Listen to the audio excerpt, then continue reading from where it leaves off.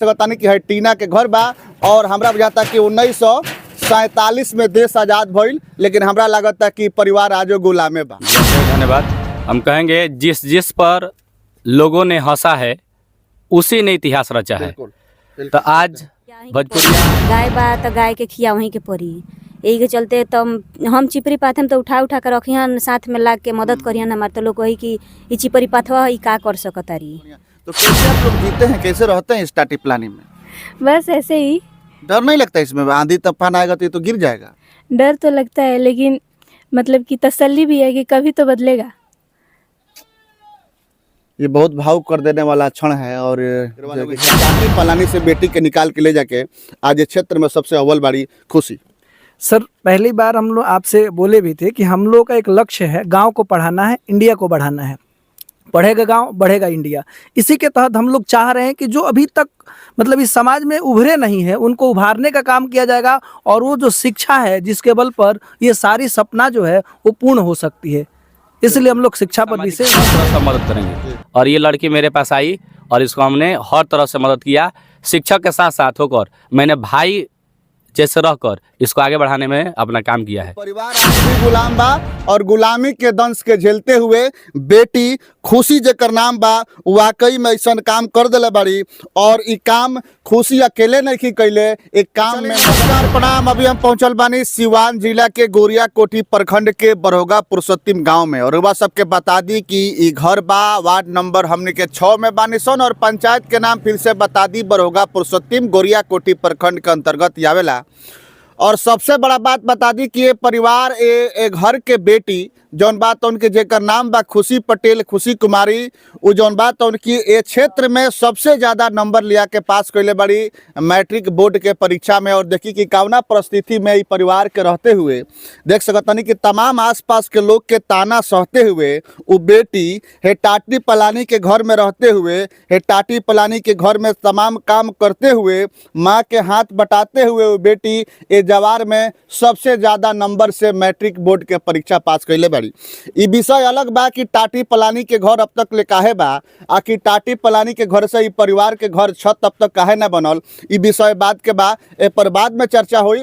फिलहाल ए बेटी के घर यह बा, देख सकतानी कि है टीना के घर बा। और हमरा बुझाता कि 1947 में देश आज़ाद भइल, लेकिन हमरा लगता कि परिवार आजो गुलामे बा।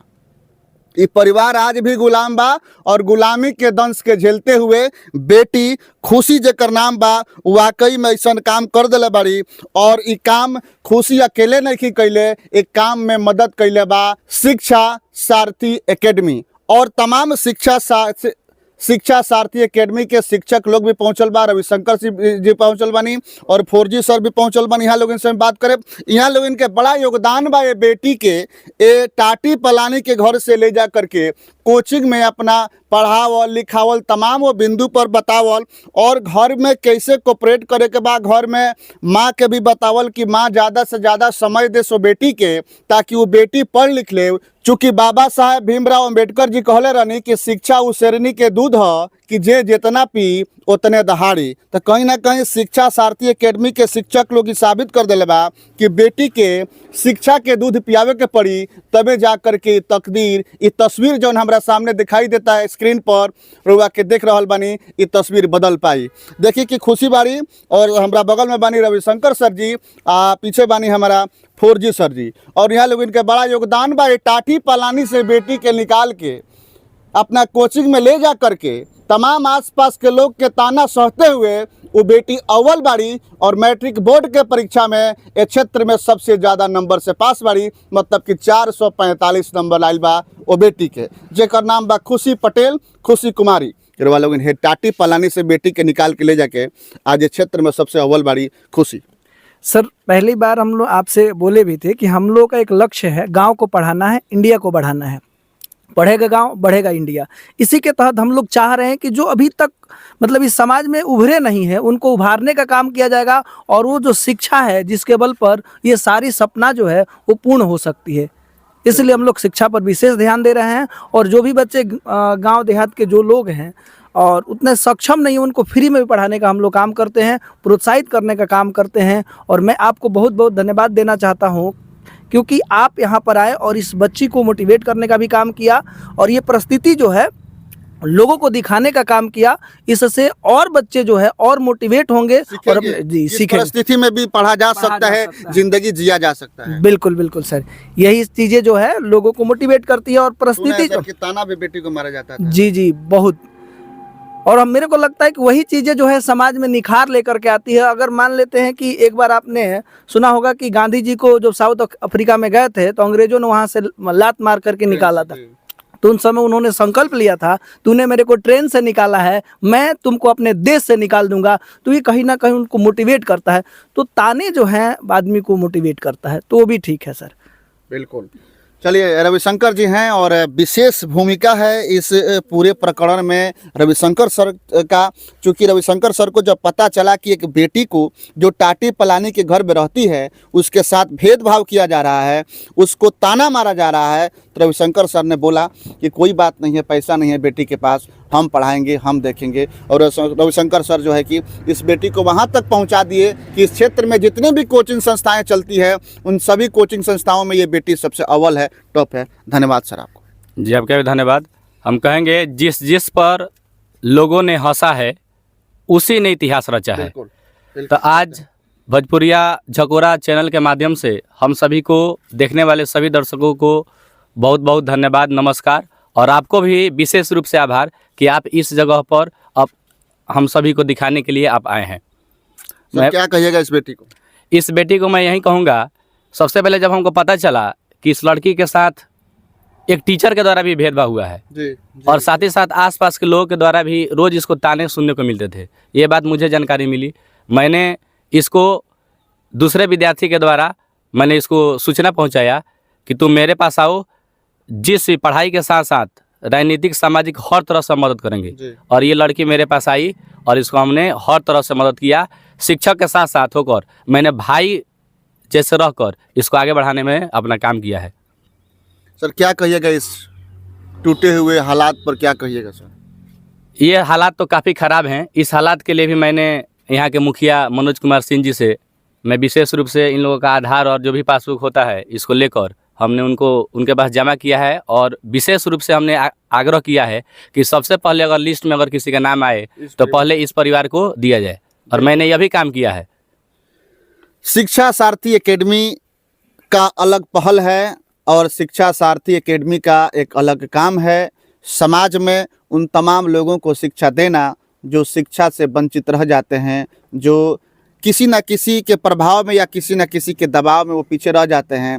लेकिन ये दो व्यक्ति जो मेरे सामने बैठे हुए हैं, ये महान काम कर रहे हैं कि वहाँ तक पहुँच करके उस जगह से ढूंढकर छात्रों को लेकर आ रहे हैं जहाँ जो है कि शिक्षा नहीं है और जहाँ जो है कि भेदभाव हो रहा है, जहाँ पैसा नहीं है, जहाँ सुविधा नहीं है, वहाँ से ला करके पढ़ाने का काम कर रहे हैं। विशेष रूप से इनके पूरे जो है कि टीम को धन्यवाद है भोजपुरिया झकोरा की तरफ से। मेरा प्रयास है अब कि इस बच्ची को मैट्रिक में तो ये पूरे अपने इधर एरिया में टॉप की है, और हमारे साथ इंटर में मजबूती देने के लिए साथ में फौजी सर बैठे हैं और भी टीम है। पूरी टीम चाहेगी कि ठीक है, राजनीतिक रूप से तो इसको मदद हम दिलवाने में प्रयास करवे करेंगे। मुखिया, सरपंच, वार्ड, विधायक तक भी अपना प्रयास करेंगे। और साथ ही साथ जो कलम की ताकत होती है उस ताकत को हम लोग, हमारी पूरी टीम इसको देकर एक दिन हम चाहेंगे कि ये माहौल एक दिन यह जो झोपड़ी है एक दिन महल में तब्दील हो। यहाँ तक हम लोग सफ़र पूरा करने में अपना पूरा टीम मदद करेंगे। बिल्कुल, आपको बताए थे पहले ही कि बाबा साहब ने कहा था कि शिक्षा वह शेरनी का दूध है कि जो जितना पिएगा उतना ही दहाड़ेगा। तो समय आ गया है कि बेटी अव्वल है इस क्षेत्र में, तो बेटी जो है कि आगे बढ़े और शिक्षा के बल पर, और सरकार के सुविधा नहीं मिला, सरकार नहीं दे पाई, यहाँ के जनप्रतिनिधि अगर इस परिवार को नहीं दे पाए तो ये विश्वास है गुरु जो शिक्षा दे रहे हैं और ये बेटी जो पढ़ रही है कि एक दिन अपने कलम के ताकत से इस झोपड़ी से महल बनेगा यहाँ पर।